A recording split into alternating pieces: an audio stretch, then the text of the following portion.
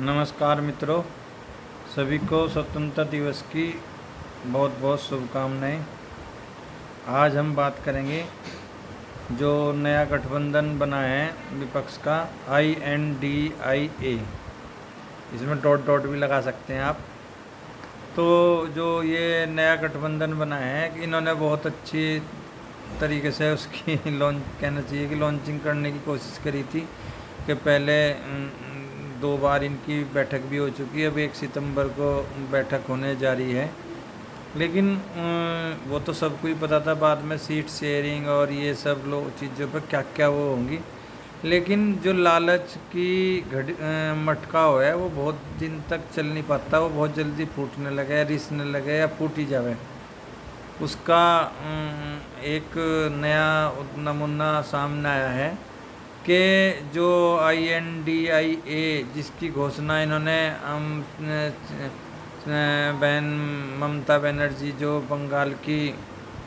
पश्चिम बंगाल की chief minister हैं उनसे कराई थी, उनकी महत्वाकांक्षा जागी है।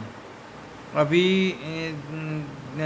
अगर हम उसमें बात करें तो अभी तक जो प्रधानमंत्री पद के दावेदार माने जा रहे थे INDIA में, जिन्हें वो कर रहे थे, तो सबसे पहला चीज़ तो कांग्रेस थी। और कांग्रेस ने की तरफ से, वो कहें या ना कहें, उनकी तरफ से राहुल गांधी उनके उम्मीदवार थे। लेकिन उम्मीदवार कहने से कांग्रेस या INDIA के कुछ घटक जो कांग्रेस के समर्थित हैं पक्की तरह से, वो इसलिए डर रहे थे कि अगर राहुल गांधी को प्रधानमंत्री पद का चेहरा घोषित कर दिया तो लड़ाई राहुल बनाम मोदी हो जाएगी। और राहुल और बनाम मोदी होने के बाद आपको पता देश किस तरफ चुनेगा। तो इसलिए वो पूरी तरह से बोल नहीं पा रहे थे। दूसरे इसके दावेदार अपने आप को मान रहे थे नीतीश कुमार, जिन्होंने ये महागठबंधन और ये सब इसकी मुहिम शुरू करी थी। हालांकि अब पहली उन्होंने मुहिम जरूर शुरू करी थी, लेकिन उसके बाद अब जब बेंगलुरु में बैठक हुई थी तो उसके बाद लगा कि उन्हें साइडलाइन करना शुरू कर दिया है। वो बात नीतीश भी समझ गए, लेकिन नीतीश एक गंभीर राजनेता हैं। अभी वो चुप हैं, शांत हैं, आगे का देखो क्या होगा। तीसरे इसके बड़े दावेदार अपने आप को जो मानने, जिन्हें यूँ लगे कि हाँ मैं प्रधानमंत्री होना चाहिए देश का, बहुत त्वरित इच्छा है उनकी, तीव्र इच्छा कहना चाहिए, वो थे केजरीवाल जी। तो इसी बीच में एक नई दावेदारी होगी जो पहले भी उसका नाम चला था, ममता बनर्जी का। ममता अब INDIA का जो स्वरूप है आप समझ ही रहे हैं। तो अभी रविवार को जो उनकी सोशल मीडिया विंग है, डिजिटल वॉरियर, उनका एक सम्मेलन हुआ बंगाल में, और उससे मांग उठाई गई बंगला भाषा में कि मतलब जो बंगाल का एक एक आदमी है वो ये चाहता है कि ममता दीदी प्रधानमंत्री बने। और यही नहीं, उनके जो 2 बड़े नज़दीकी मंत्री, सिपह सालार कहना चाहिए, उन्होंने तो यहाँ तक कह दिया कितना अच्छा लगेगा कि ममता दीदी एक मतलब महिला उसकी लाल किले की प्राचीर से तिरंगा फहरावेगी। तो अब क्या है कि ये जो हैं 1 मैन आर्मी वाली पार्टियां हैं, चाहे सपा हो, चाहे RJD हो, चाहे ममता बनर्जी की पार्टी हो, चाहे आपका DMK हो, या और बहुत सारी पार्टियां हैं जो 1 मैन वाली पार्टियां हैं, उनमें इतने बड़े सम्मेलन होने के बाद मंच से ऐसी बात ऐसे ही नहीं कही जाती।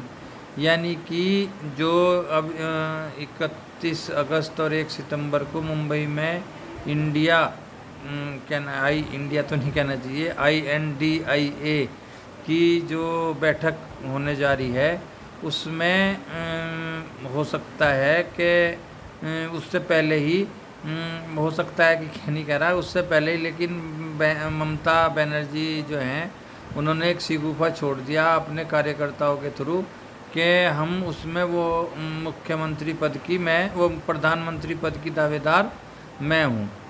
अब समस्या आप समझ ही रहे होंगे कि इन जो पहले से ही कहा जा रहा था कि INDIA में अगर साल में 12 महीने हैं तो 12 से ज़्यादा वहाँ प्रधानमंत्री पद के दावेदार हैं। सबकी अपनी अपनी महत्वाकांक्षाएं हैं। वो उनका उद्देश्य मोदी को हराना या अपने आप जीतना नहीं है। उनका उद्देश्य क्या है कि किसी तरह से हम सत्ता में घुसें, हमारी भागीदारी हो।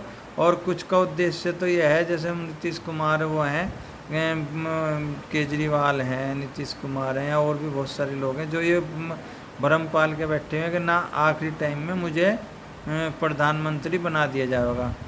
तो अब आप उस गठबंधन जिसकी अभी पूरी तरह से शुरुआत ही है, कहना चाहिए, अभी पूरी तरह से वो परिपक्व नहीं हुआ। अब उसमें अगर इस तरह के विचार आने लगेंगे, इस तरह की महत्वाकांक्षाएं नहीं चलेंगी, तो सीट शेयरिंग और वो तो बहुत लंबी दूर की चीज़ है। उससे पहले तो प्रधानमंत्री पद के नाम पे ही झगड़ा होगा। तो अब देखो काठ की हांडी कब तक चढ़ेगी, ये देखने वाली बात है।